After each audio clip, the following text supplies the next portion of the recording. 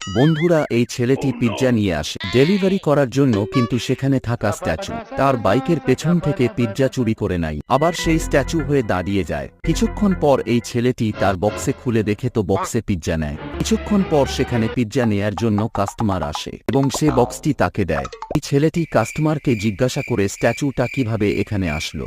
পিৎজার টাকাটা নিয়ে নাও, এই বকশিস নাও বলে তাকে টাকা দিয়ে দেয়। তোমার বলে এটা এত পাতলা কেন লাগছে, আমার সন্দেহ হচ্ছে।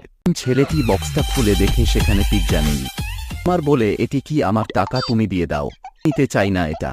ছেলেটি সেখানে বাইকে চাপে ফোনে কথা বলে পিৎজা অফিসে। পেছনে স্ট্যাচু আর ছেলেটি পালিয়ে যায়। বাইক থেকে নেমে পেছনে তাকায়, স্ট্যাচু নাই। হতে পারে এটা চোরের কারসাজি।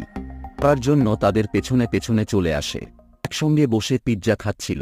এই বয়কে দেখে চোর কাস্টমারটি পালিয়ে যায়, রয়ে যায়। পেয়ে ধরে বন ধোলাই দেয়।